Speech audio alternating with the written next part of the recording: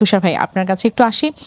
আজকে জাতির উদ্দেশ্যে প্রধান উপদেষ্টা ভাষণ দিয়েছেন। সেখানে তিনি হ্যাঁ ভোটের জন্য, ভোট দেওয়ার জন্য আহ্বান জানিয়েছেন এবং বলেছেন যে নতুন বাংলাদেশ গড়ার চাবি এখন আপনাদের হাতে। হ্যাঁতে সিল দিলে নতুন বাংলাদেশ গড়ার দরজা খুলে যাবে।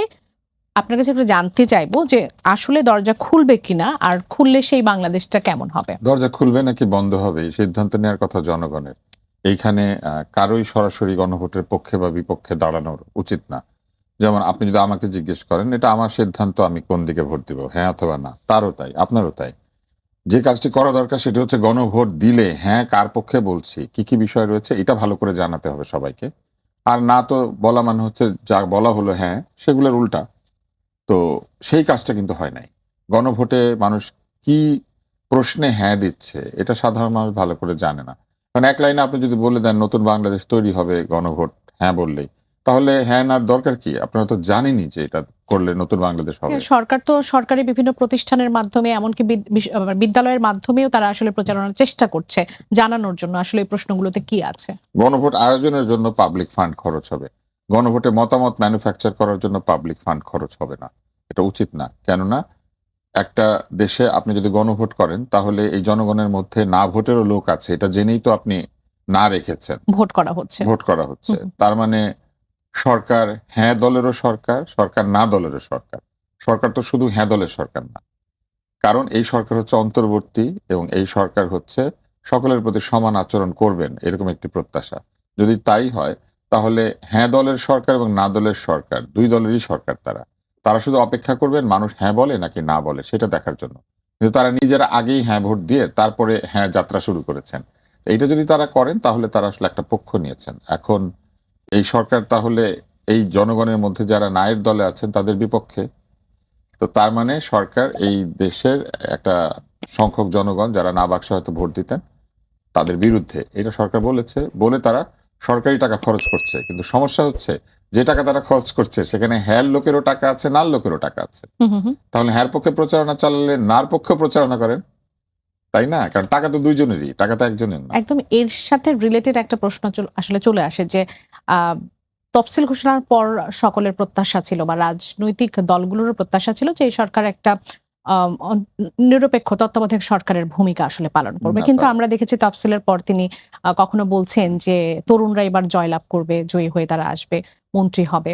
এ ধরনের কথাও তার কাছ থেকে যখন শোনা যাচ্ছে, বা এই যে হ্যাঁ ভোটের প্রচারণা নিয়েও নানা ধরনের প্রশ্নের উদ্রেক হয়েছে, আপনার কাছে কি মনে হয় তিনি কি আসলে সেই ভূমিকাটা যথাযথ পালন করতে পারছেন? তার কাজের কোনো মূল্যায়ন আসলে করা উচিত না। এই জন্য যে তাকে সকলে মিলে ওইখানে দিয়েছেন, উনি যা করবেন সেটাই আমাদেরকে মানতে হবে। আহ, এবং সেটাই বলতে হবে যে যা উনি করেছেন এতটুকু ওনার করার কথা ছিল, এইটুকুই উনি করবেন এবং এইটুকু উনি পেরেছেন। আমি মনে করি তিনি যা করেছেন তার মতো করে করেছেন, আমি এর কোনো সমালোচনা করতে চাই না। কিন্তু যখন নির্বাচন চলে গিয়েছে নির্বাচন কমিশনের হাতে, তখন যদি দেশের সরকার প্রধান বলেন যে আহ, সবকিছু পরিকল্পিতভাবে হয়েছে এবং এই পরিকল্পনার মধ্যে তরুণরা একটা দল তৈরি করেছে এবং সেই দল থেকে অনেকে ইলেকশন করবে এবং সেই ইলেকশন থেকে অনেকে পাশ করবে এবং অনেকে পাশ করলে তারা মন্ত্রীও হবে। আহ, অনেকে পাশ করবে এই আশাবাদ কেউ ব্যক্ত করতে পারেন, কিন্তু মন্ত্রী যে হবে এইটা কি করে কেউ বলতে পারে?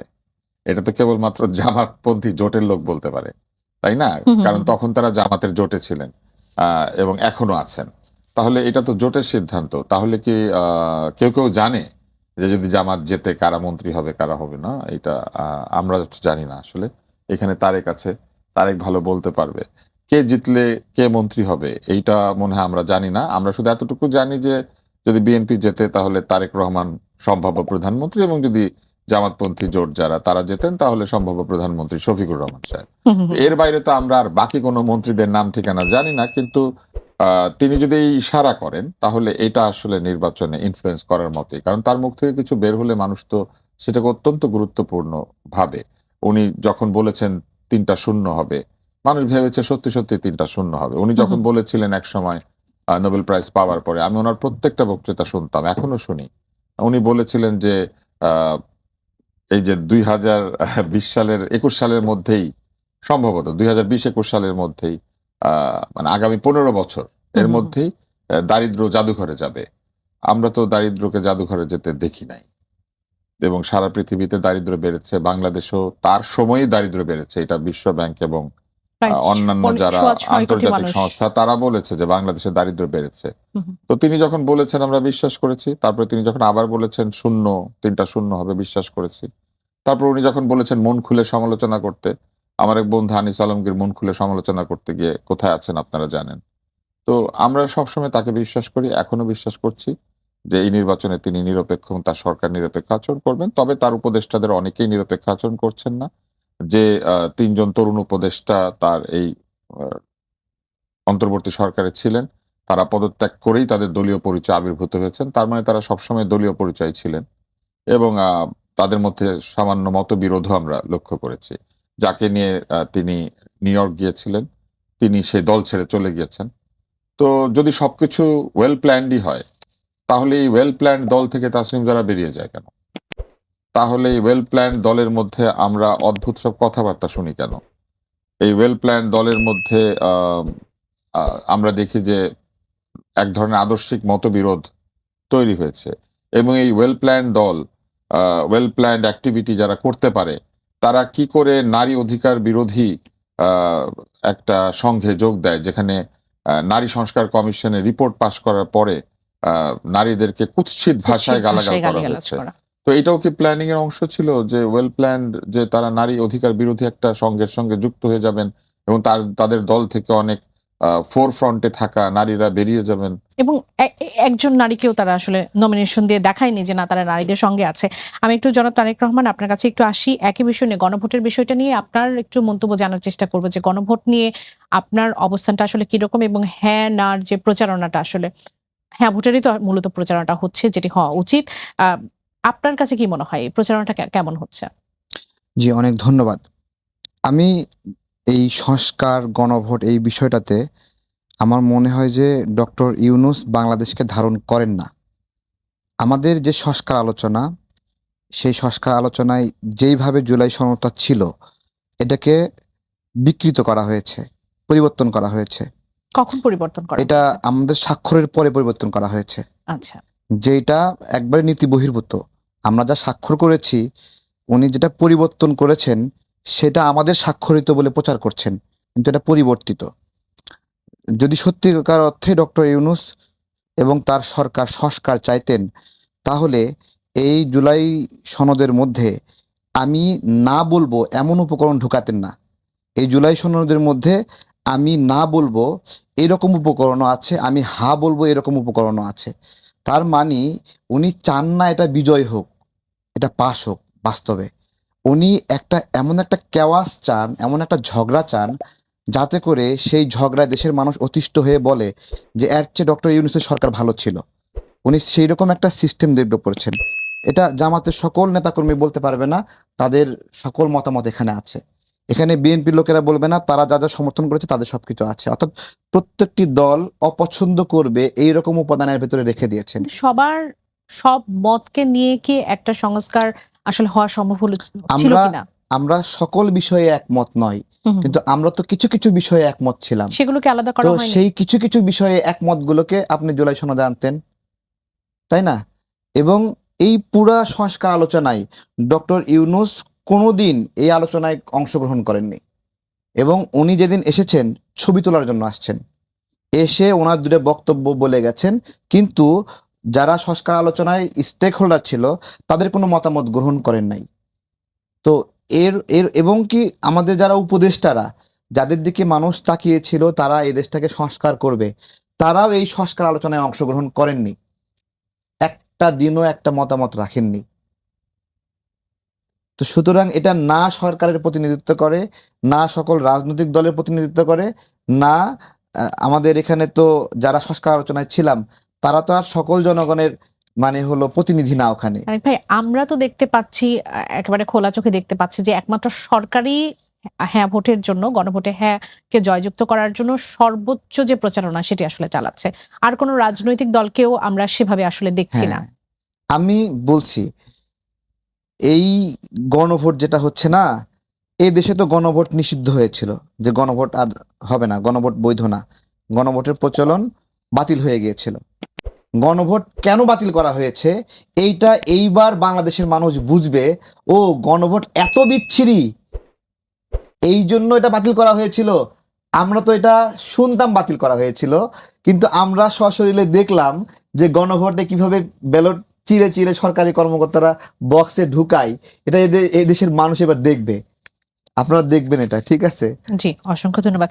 তো সবাই আমি একটু নির্বাচন কমিশনের বিষয়ে আসতে চাই যে প্রার্থীদের মনোনয়নপত্র বৈধ বা অবৈধ ঘোষণা নিয়ে যে আসলে বিতর্কটা তৈরি হয়েছে ঋণ খেলাপি এবং দ্বৈত নাগরিকত্বের বিষয়ে, এটি নিয়ে তো আসলে নানা ধরনের অভিযোগ আসলে আমরা দেখতে পাচ্ছি।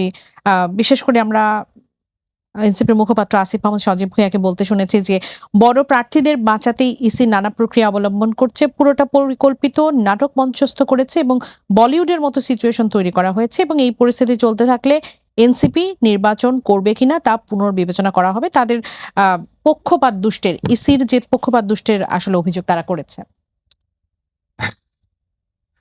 আমার মাঝে মাঝে বেশ মজা লাগে, আধিপত্যবাদী ভারতের বলিউডের উদাহরণ কেন দেয়, তাই না? বলিউড ছাড়া আর কোথাও ছবি হয় না এগুলো নিয়ে। তার মানে বসে বসে বলিউড সবাই বসে বসে দেখে। আধিপত্যবাদী ভারত খারাপ, কিন্তু আধিপত্যবাদী ভারতের সিনেমার কাহিনী ভালো, এটা উদাহরণ দিতে কাজে লাগে। তো এবং যারা এগুলা করছেন তারাও বলিউড দেখে দেখে শিখেছেন নিশ্চয়ই, না হলে কেন করছেন? আহ, আহ, আপনি দেখেন এখানে অনেক ফ্লড আর্গুমেন্ট আছে। প্রথম হচ্ছে বড় প্রার্থী কি জিনিস? প্রার্থী হচ্ছে প্রার্থী, আমি আর আপনি একই ভোটারের কাছে গিয়ে ভোট চাইছি। ভোটে না জেতা পর্যন্ত আমি একজন পরাজিত প্রার্থী, জেতার পরে আমি জয়ী প্রার্থী। প্রার্থীরা সবাই সমান, একই নির্বাচন কমিশনের কাছে যায়। টাকাওয়ালা প্রার্থী কি বড় প্রার্থী? বড় দল থেকে যে আসে সে বড় প্রার্থী? সেটাই যদি হয় তাহলে ছোট প্রার্থীরা আছে কি করতে, তাই না? নিজেরাই একজনকে বড় প্রার্থী বলছে। তো তাহলে ছোটরা, ছোটদের দল, ছোটদের প্রার্থী, ছোট প্রার্থী, টাকা পয়সা কম নাকি কি জানি না। একটা নিশ্চয়ই ক্রাইটেরিয়া থাকবে বড় প্রার্থী হতে গেলে। সাইজে বড়, গাড়ির সাইজ বড়। গাড়ির সাইজ তো আমি দেখি যত ছোট গাড়ির সাইজ তত বড়, এটা তো আনুপাতিক। মানে আপনি যত ছোট সাইজ হবেন আপনার গাড়ি আপনার চাইতে তত বড় লাগবে দেখতে। তো আমরা তো বড় গাড়ি কারা চড়ছে আমরা সেটা দেখতে পাচ্ছি। তাহলে প্রার্থী বড়, এটা একটা ফ্লড আর্গুমেন্ট। এরপরে আসেন ঋণ খেলাপি। ঋণ খেলাপি নির্বাচন করবে না এটা আমরা সবাই চাই। যিনি প্রাইমারি ঋণ খেলাপি, ধরেন তারেক ঋণ নিয়েছে, তারেক আমাকে এসে বলেছে যে ব্যাংক তো গ্যারান্টার চায়, জি, আপনি আমার গ্যারান্টার হন। তা আমি দেখি তারেক ভালো ব্যবসা করে, তারেক ঠিক মতো কাজ করছে, আমি তার গ্যারান্টার হয়েছি। মানে তারেক যদি কোনো কিস্তি পরিশোধ করতে না পারে অথবা ঋণটা পরিশোধ করতে না পারে, আমি তখন এই ঋণের দায় দায়টা নিচ্ছি। নিচ্ছেন। কিন্তু ধরা যাক তারেকের ব্যবসা মধ্যপথে লস হয়েছে, ফলে একটা বা দুইটা কিস্তি দেব এটা চিন্তা করি তো আমি গ্যারান্টার হয়েছি। এই জন্য কিন্তু না যে আমি ঋণটা নিয়েছি। সুতরাং আমি তো ঋণ খেলাপি না, তারেক খেলাপি। আমি গ্যারান্টার হয়েছি তার। গ্যারান্টার হওয়া যদি অপরাধ হয়ে থাকে, জামানত হওয়া যদি মানে কারো জামিন হওয়া যদি অপরাধ হয়ে থাকে, সেটা তো ভুল কথা। গ্যারান্টার কখনোই ঋণ খেলাপি হবে না। ওনারা কিন্তু দাবি করেছেন গ্যারান্টারকেও ঋণ খেলাপি ঘোষণা করতে হবে। আচ্ছা, তো তারেক যদি কালকে চলে যায় কোথাও, বা তারেকের ব্যবসাটা নষ্ট হয়ে যায়, বা সে মারা লস যায়। করে, বা কোনো কারণে সে নাই, হ্যাঁ, তাহলে আমি গ্যারান্টার ছিলাম সেই জন্য আমার সব অধিকার বন্ধ হয়ে যাবে। আমি গ্যারান্টি দিয়ে ভুল করেছি, বন্ধুর পাশে দাঁড়িয়েছিলাম একটা সময়, তখন তার ব্যবসা ভালো ছিল, ব্যবসা খারাপ হয়েছে, ব্যাংক আমার সাথে এসে কথা বলবে, আমি গ্যারান্টার, আমার সেই সম্পদ নাও থাকতে পারে। এবং আপনি জানেন তো বাংলাদেশে গ্যারান্টারের যে নিয়মটা এটা খুব অদ্ভুত। গ্যারান্টারের এই সম্পদ আছে কি নাই সেটা ব্যাংক বিবেচনা করে না, দুইটা লোক গ্যারান্টি দিলে হয়। এবং এটাও জানবেন, স্বামীর জন্য প্রথম গ্যারান্টার হচ্ছে স্ত্রী। একদম। স্ত্রী পায় 2 আনা সম্পদ, সে স্বামীর পুরা ঋণের গ্যারান্টার হয়ে যায়। এটা কি করে হয়? এসব উদ্ভট নিয়ম কানুন এগুলোই সুশীল সমাজরাই করেছিল। এখন যারা এই বিভিন্ন তত্ত্বাবধায়ক বিভিন্ন জায়গায় বসে আছেন না, এরাই সব আইন কানুন বানিয়েছিলেন। ফলে এই গ্যারান্টারকেও বাতিল করতে হবে, এটা আরেকটা ফ্লড আর্গুমেন্ট। এবার আসেন দ্বৈত নাগরিকত্ব। একটু আগে তারেক বলছিল না যে একটা সংস্কার কমিশন হয়েছে যেখানে সভাপতি কোনোদিন আসেন নাই, অর্ধেকের বেশি দলকে তারা ওখানে ডাকেনি নাই, অথচ সেই সব দল অনেকে নির্বাচন করছে, এবং উপদেষ্টারা কেউ সেখানে যান নাই। এই সংস্কার কমিশনের যিনি প্রধান ব্যক্তি হিসেবে, যদিও তিনি উপপ্রধান, দায়িত্ব পালন করছেন, তারই তো দ্বৈত নাগরিকত্ব। দেশের সংবিধান বদলায় গণভোট করে ফেলতেছে যে সে দ্বৈত নাগরিক। কিন্তু তারা তো প্রার্থী না, জাতীয় সংসদে তো আর তারা যাবেন না। এবার আমাকে এই ব্যাপারটা শুনেন, দ্বৈত নাগরিক এসে সংবিধান বদলাইতে পারে, কিন্তু দ্বৈত নাগরিক নির্বাচনে দাঁড়াতে পারে না। এটা একটা অদ্ভুত আইন না? তাহলে জুলাই সনদের মধ্যে এটা দিতেন গণভোটে, যে দ্বৈত নাগরিকরা সবকিছু পারবে করতে বাংলাদেশে। না, ওনারা সংবিধান বদলাতে পারবেন, ওনারা আমাদের দণ্ডমুণ্ডের কর্তা হয়ে যেতে পারবেন, ওনারা যা কিছু বলবেন সব ঠিকঠাক হবে, মানে ওগুলাতে কোনো ভুল নাই, শুধুমাত্র দ্বৈত নাগরিক হলে ইলেকশন করতে পারবে না। এবার একটা মজার ব্যাপার শোনেন, আমাদের নিয়মে আছে দ্বৈত নাগরিক শুধুমাত্র জাতীয় সংসদ নির্বাচন করতে পারবে না, কিন্তু স্থানীয় সরকার স্থানীয় নির্বাচন সংসদ করতে নির্বাচন পারবে। করতে পারবে। স্থানীয় সরকার নির্বাচন করতে পারবে কেন? ওইটা পোস্ট না, ওইটা জনগণের পোস্ট না, নির্বাচন না। তাহলে এই আইনটা তারা রেখেছেন কেন? যে দ্বৈত নাগরিক স্থানীয় সরকার দাঁড়াতে পারবেন, মেয়র হতে পারবেন, হুম, হুম, হুম। কিন্তু সংসদ সদস্য হতে পারবেন না। ঢাকা শহরের মেয়রের যে এলাকা, সেই এলাকায় 9টা সংসদ সদস্যের আসন আছে এক একজনের। তাহলে এই যে 8টা 9টা করে আসন সম্পন্ন এলাকায় একটা লোক দ্বৈত নাগরিক, উনি মেয়র হয়ে বসেন, এবং শুধু না, পূর্ণমন্ত্রীর মর্যাদাও পায়। তো দ্বৈত নাগরিক পূর্ণমন্ত্রীর মর্যাদা নিয়ে সরকারি সকল সুযোগ সুবিধা, সংসদ সদস্য শুধু না, সংসদ সদস্যদের মধ্যে যারা আরেকটু আপগ্রেডেড মন্ত্রী, তাদের সুবিধা নিতে পারে, শুধু সংসদে দাঁড়াতে পারে না। এখন দ্বৈত নাগরিকত্বের অপরাধটা কি? বলা হয়েছে যে দ্বৈত নাগরিক আইন প্রণয়ন করেন যেহেতু, আচ্ছা, সেই জন্য এইটা তাদেরকে দেওয়া যাবে না। স্থানীয় সরকার তা আইন প্রণয়ন করে না। তাহলে এই যে আহ, সংস্কার কমিশন হয়েছিল, সেই সংস্কার কমিশনের প্রধান কি আইন প্রণয়ন করেন নাই? সবচেয়ে বড় আইনটা তো প্রণয়ন করেছেন গণভোটের আইনটাই, এটাই তো একদম। সংসদে নাই। হুম, হুম, হুম। তো দ্বৈত নাগরিক এটা পারে কেমনে? এরা যখন যেখানে যা কাজে লাগে তখন সেটাকে সেটা কাজে লাগানোর বলে দেয়। চেষ্টা এটা করে, হচ্ছে জি। ওই যে শীতকালের ওয়াজের মতো, আপনি নিশ্চয়ই গল্পটা জানেন। একজন ওয়াজ করতেন আর কি, বলতেন যে শীতকালে গিয়ে উনি ওয়াজ করতেন, বলতেন যে মেয়েদের কাপড় দিয়ে যে কাঁথা সেলাই করে, হুম, হুম, হুম। এইটা ভালো না, এটা তো ঠিক না, সেটা গায়ে মেয়েদের দেওয়া কাপড় যাবে না। পুরুষ কেন গায়ে দিবে? আচ্ছা, তো তখন সবাই কাঁথা গায়ে দাও বন্ধ করে নাই, কিন্তু ওনাকে কাঁথা দেয় নাই শীতের মধ্যে, কারণ উনি বলেছেন এটা ঠিক না, শীতে উনি অনেক কষ্ট পেয়েছেন। তো আরেক জায়গায় গিয়ে উনি বলেছেন যে অবশ্যই কাঁথা গায়ে দিতে হবে, গরমের মধ্যে তাকে সবাই কাঁথা দিয়ে দিচ্ছে। কারণ এখন গরমের দিনে ওনারা শীতের দিনে গরমেরটা, এরকম অদ্ভুত অবস্থা তৈরি করেছেন অস্বীকার তাদের করতে মনের পারবেন। ইচ্ছা জি, মতো। জি। তো এখন তাদের মনের ইচ্ছা মতো দেশের সংবিধান বদলানোর আইন প্রণয়ন করা, গণভোটের আইন জারি করে গণভোট চালু করে দেওয়া, এই পুরা কমিশনের প্রধান একজন দ্বৈত নাগরিক। শুধু তাই না, এই সরকারের মধ্যে অনেক দ্বৈত নাগরিক আছেন, তারা যে উপদেষ্টা পদটি এনজয় করেছেন, সেই উপদেষ্টা পদ কি একই রকম পদ নয়? একাধিক আইন কি সংস্কার করা হয় নাই? একাধিক আইন কি প্রণয়ন করা হয় নাই? তাহলে আইন প্রণেতা দ্বৈত নাগরিক হতে পারবে না? তাহলে এখানে কেন দ্বৈত নাগরিকরা আইন প্রণয়ন আমি করলো? এটা নিয়ে একটু তারিক ভাই আপনার কাছ থেকে একটু জানতে চাইবো যে প্রায় 2 আমি ডজন কিন্তু দ্বৈত প্রার্থী। নাগরিকের পক্ষে না। জি, আমি আমি আপনার মনে করি যুক্তিগুলো, কোথাও জি। দ্বৈত নাগরিক এসে কোনো আইন প্রণয়ন করবে হুম, না, হুম, হুম। কোনো সরকারি পয়সা নিয়ে তারা কোনো কাজ করতে পারবে না। দ্বৈত নাগরিকত্ব অনেক ভালো কথা, হুম, হুম। ওনারা অনেক ভালো, ও তাদের কোনো কিছু নিয়ে আমার আপত্তি নাই, কিন্তু একজন দ্বৈত নাগরিকের আনুগত্য কোন দেশের প্রতি, এটা প্রমাণ করার কোনো সুযোগ নাই। এবং বিশেষ করে ইউরোপ আমেরিকায় যারা দ্বৈত নাগরিকত্ব নেন, সেখানে তাদেরকে একটা জায়গাতে ইয়েস বলতে হয়, সেটা হচ্ছে ওই দেশের সঙ্গে যদি বাংলাদেশের কোনো শত্রুতা হয়, তারা অবশ্যই ওই দেশের পক্ষ নেবেন, এবং এইটা সে ওথের মধ্যে থাকে, এইটা তাদের ওই প্রশ্নের মধ্যে থাকে, এবং হুম, ওই হুম। বিষয়ে রাজি না হলে হুম, হুম। নাগরিকত্ব দেয় না। বিশেষ করে আমেরিকা এবং ব্রিটেন সহ অন্যান্য যে দেশগুলি আছে, তারা কখনোই আপনাকে নাগরিকত্ব দিবে না যদি দুই দেশের সংঘাতে আপনি সেই দেশের পক্ষ না নেন। পক্ষ না না আমি তারেক আপনার কাছে একটু আসি এই বিষয়টা নিয়ে। প্রায় 2 ডজন প্রার্থী আসলে দ্বৈত নাগরিকত্ব তাদের আছে, কিন্তু ইসি তাদেরকে আর কি নির্বাচনে অংশ নেওয়ার সুযোগটা দিয়েছে, কিন্তু এটা নিয়ে স্পেসিফিক আইন নেই। যেমনটা আমরা তুষার ভাইয়ের কাছ থেকে শুনছিলাম যে এবার এটা নিয়ে তো স্পেসিফিক কোনো আইন নেই যে দ্বৈত নাগরিকরা অংশ নিতে কেন পারবেন না বা পারবেনই বা কেন।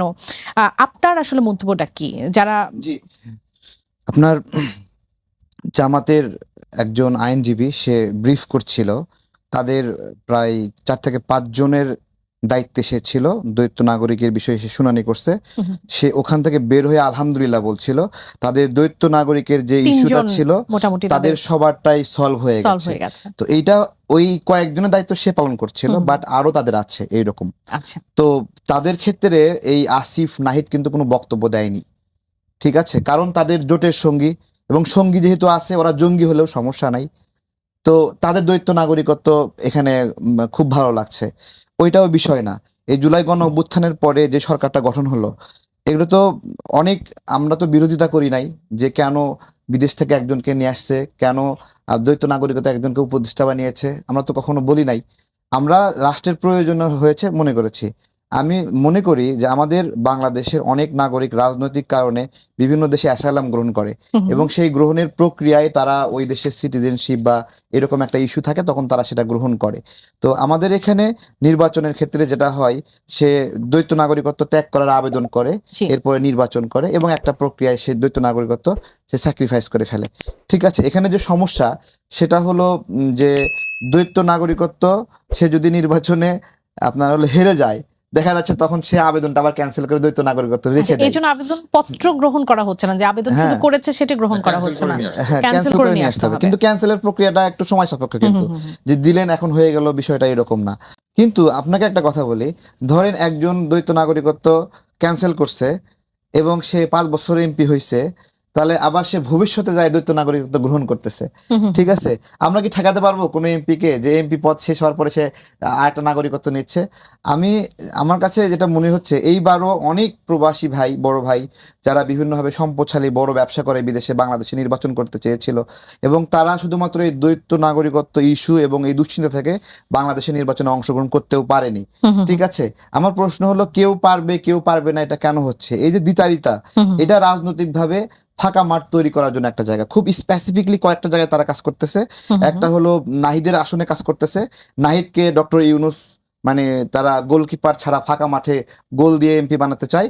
আর ওদিকে হাসনাতকে নিয়ে কাজ করতেছে, হাসনাতের আসনে আজকে অডিও ফাঁস হয়েছে একটা, হাসনাত কিভাবে নির্দেশনা দিচ্ছে, কথা বলতেছে যে মঞ্জু সাহেবের আসন এটা কিভাবে খালি করতে হবে এবং এটা ফাঁকা হচ্ছে, তার গল্পগুলো আমরা শুনতেছিলাম একটা অডিওতে।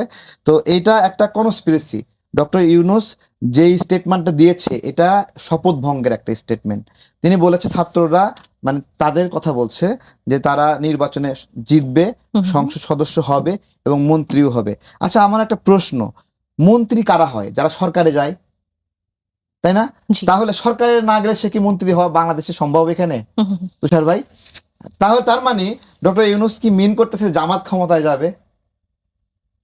জি, দর্শকও আপনাদের কাছে আসলে প্রশ্ন রাখতে চাই, আমি একটু তাহলে দর্শকের তার প্রশ্নে মানে আসতে উনি চাই। কি হয়ে কাজ করছে, জি, তাই না? একজন দর্শক আছেন এই মুহূর্তে আমাদের সঙ্গে। দর্শক কে বলছেন, কোথা থেকে বলছেন, আপনার প্রশ্নটি করবেন।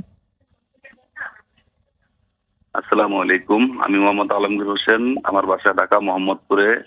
আমার প্রশ্নটা হলো যে সরকারে যারা আছে, যে উপদেষ্টা যারা সবাই আছে, দেখতেছি তারা খুব গণভোট নিয়ে অতি আগ্রহ, যেখানে যারা রাজনৈতিক দলগুলো আছে সেই দলগুলো যদি এত আগ্রহী না।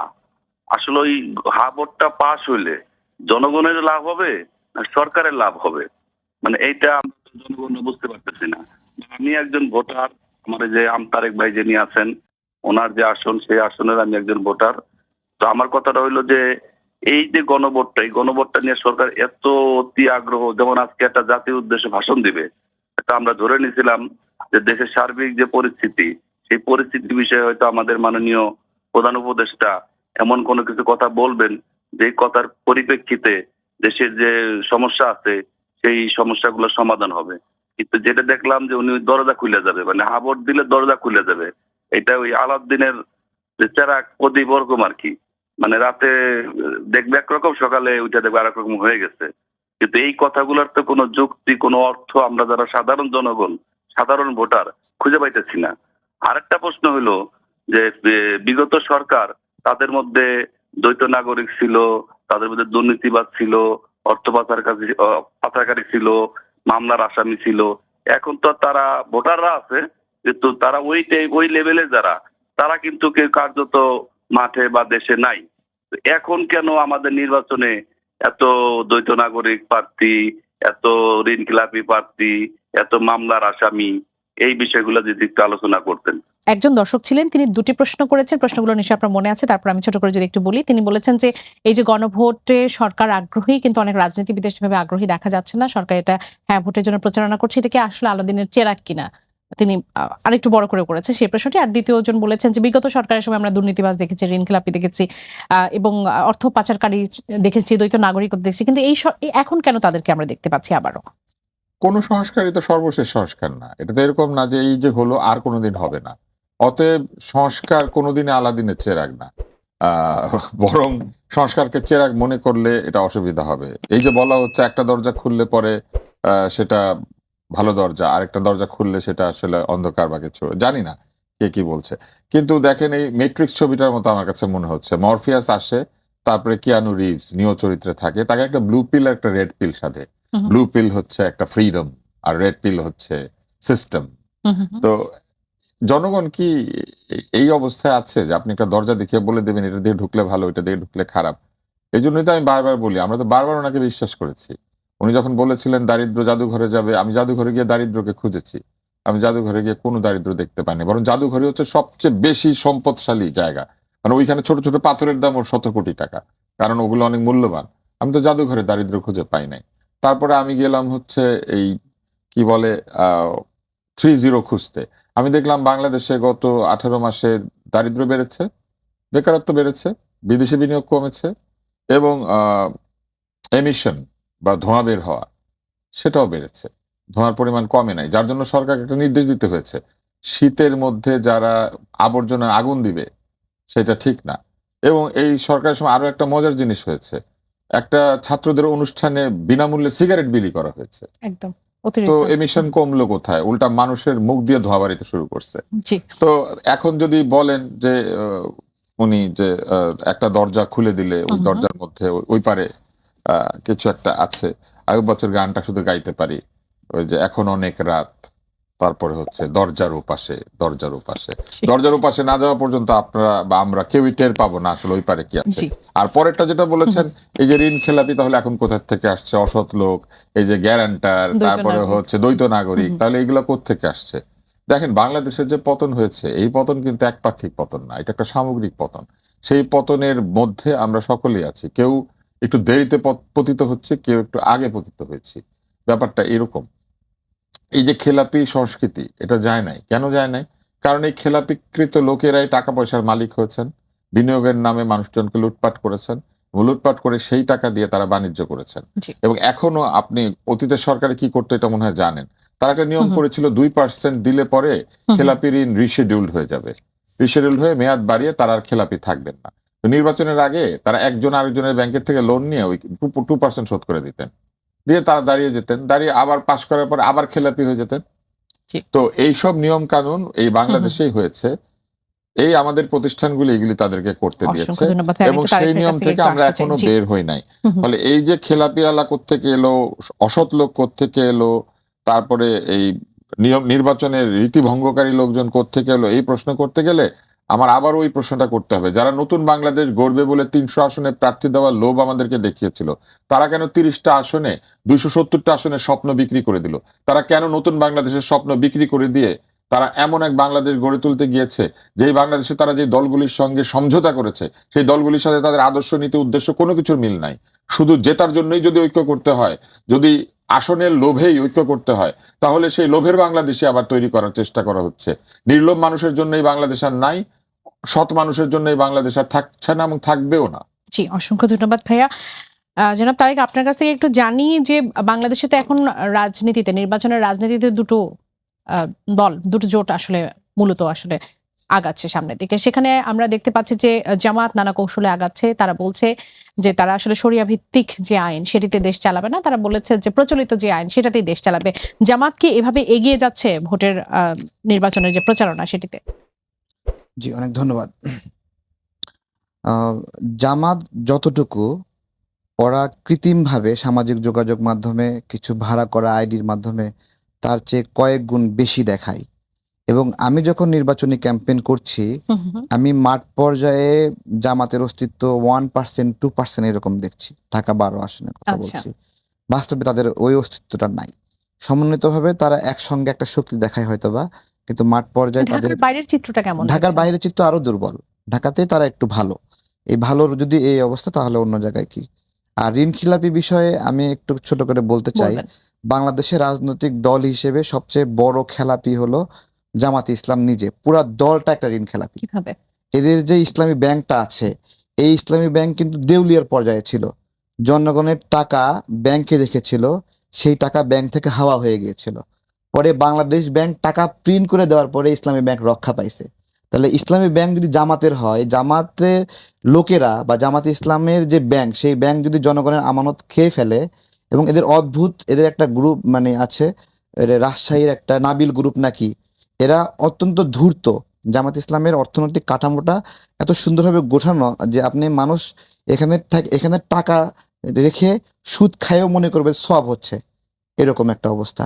আবার এখান থেকে টাকা নিয়ে সুদ দিলেও মনে হবে এটা সওয়াব নিচ্ছে। তারিক ভাই, আপনার মনে এবং- আছে কিনা জামাত কিন্তু অস্বীকার করেছে যে ইসলামী ব্যাংক তাদের ব্যাংক? না, ওই যে ইসলামী ব্যাংক তাদের ব্যাংক বলছে না, আবার এরা তো একটা পুরাপুরি আপদমস্তক একটা মুনাফিক টিম। দেখেন, এরা যখন বিএনপি থেকে অভিযোগ দেওয়া হলো যে ইসলামী ব্যাংকের কর্মচারীদেরকে এই ভোট কার্যক্রমে যুক্ত করা যাবে না, তখন কিন্তু জামাত ইসলামের গায়ে তেল পড়ার মতো স্যাক করে উঠছে, এই কি হইলো। তখন তারাই আবার বলে যে জামাত ইসলাম তাদের ব্যাংক না, সুতরাং এটাকে ভোট কার্যক্রমে নেওয়া যেতে পারে। দেখেন, মানে ঠাকুর ঘরে কে আগে থেকে লাভ দিয়ে উঠে বলতেছে যে আমি তো কলা খাইনি, এরকম একটা অবস্থা। আবার ওদের আমির যে আছে সে আর একটা আপডেট লেভেলের মুনাফিক, এবং সে বলতেছে যে ইসলামী ব্যাংক জামাত ইসলামেরই, এটা জামাতের কোলেই ছিল, আবার জামাতের কোলে ফিরে এসেছে। এই যে সামগ্রিক এদের অবস্থাপনা, এবং এরা এইরকম একটা ব্যবস্থাপনা তৈরি করছে বাংলাদেশের ভিতরে যে সাধারণ নাগরিকদের দলমত নির্বিশেষে সবার অর্থ এই ব্যাংকে রাখতে পারবে, কিন্তু চাকরি করার ক্ষেত্রে বা বেনিফিট লাভের ক্ষেত্রে শুধুমাত্র এদের আশীর্বাদের মধ্যে যারা থাকবে, এদের দলীয় পরিচয় যারা থাকবে, তারা এখান থেকে নেবে। এবং এখানে যারা চাকরি করে তারা যে বেতন পায় সেই বেতনের 5% জামাতি ইসলামের কোষাগারে দিতে হবে। অর্থাৎ একটা ব্যাংক খুলে সেই ব্যাংকে তাদের লোকদেরকে চাকরি দিয়ে সেখান থেকে দলীয় ফান্ডে টাকা নেওয়ার একটা ব্যবস্থাপনা করছে। একটা প্রত্যক্ষ চাঁদাবাজি বাংলাদেশে, প্রাতিষ্ঠানিক চাঁদাবাজি যদি আমরা বলি, ইসলামী ব্যাংক জামাত ইসলাম তাদের চেয়ে বড় চাঁদাবাজ কেউ নাই। এবং যদি ঋণ খেলাপি বলি, পুরো দল হিসেবেই ইসলামী ব্যাংক এবং জামাত ইসলাম একটা ঋণ খেলাপি দল। নির্বাচন ইঞ্জিনিয়ারিং এর কথা বলা হচ্ছে যে বিগত দিনের মতো পাতানো নির্বাচন মানবে না জামাত, এরকম কোন লক্ষণ কি দেখতে পাচ্ছেন? জামাত নিজে একটা ষড়যন্ত্রকারী। আমি দেখিয়েছিলাম যে ব্যালট পেপারে, পোস্টাল ব্যালটে আমাদের বর্ণমালার ক্রম ক খ গ ঘ লেফট থেকে রাইট সাইডে যায়, কিন্তু তারা ক খ গ ঘ আপ থেকে ডাউন করছে। আপ থেকে ডাউন যায় ক্রমিক নাম্বার 1 2 3 4 এইভাবে, কিন্তু তারা ক খ গ ঘ এটা আপ থেকে ডাউন দিয়েছে। এটা একটা প্রতারণা। এবং জামাতে ইসলাম যে অভিযোগগুলো করে তারা নিজেরা চুরি করবে এবং আগে থেকে ভিকটিম সেজে থাকার একটা প্রক্রিয়া এটা। এবং আপনার হলো সামগ্রিকভাবে এই পুরা টিমকে সময় অনেক কম। আমি যদি বলি যে এরা না ইসলাম মানে, না দিন মানে, না আইন মানে, রাষ্ট্র মানে, এরা একটা মব বাহিনী যারা মবের মাধ্যমে সবকিছু অর্জন করতে চায়। এরা আল্লাহ রাসূলের সুন্নত মানে না, কিন্তু গোলাম আজমের সুন্নত মানে। গোলাম আজম যেভাবে প্রতারণা করে নিজের নামে অধ্যাপক লিখতো, এদের অনুসারীরা আছে যারা, এরা কলেজে ঢুকলেই মানে লেকচারার কিন্তু অধ্যাপক হয়ে যায়। এই হলো এদের সামগ্রিক অসংখ্য অবস্থা। ধন্যবাদ। আমি তুষার ভাই, আমরা আসলে প্রশ্নটা করে ফেলি, সেটা হচ্ছে রাজনৈতিক যে আমরা গণতন্ত্রের কথা বলছি, যার জন্য আমাদের এত আয়োজন, কিন্তু অর্থনৈতিক গণতন্ত্রের কথা আমরা বলি না, সেই পথে হাঁটিও না। শুধুমাত্র রাজনৈতিক গণতন্ত্র মানুষের জীবনে আসলে কতটা সুফল বয়ে আনে? আসলে আনে না, কেননা এই রাজনীতিও আরেক ধরনের বৈষম্য তৈরি করে। পয়সাওয়ালারা এমপি হয়, ক্ষমতাওয়ালারা এমপি হয়, এমনকি আমাদের তরুণরা পর্যন্ত বড় গাড়ি, বড় বাড়ি এইসবের স্বপ্ন দেখতে শুরু করে। এমপি হওয়ার আগেই বড় গাড়িতে উঠে বসে গিয়েছে। এবং এই যে লোভের রাজনীতি আসলে বাংলাদেশে খুব একটা কমে নাই।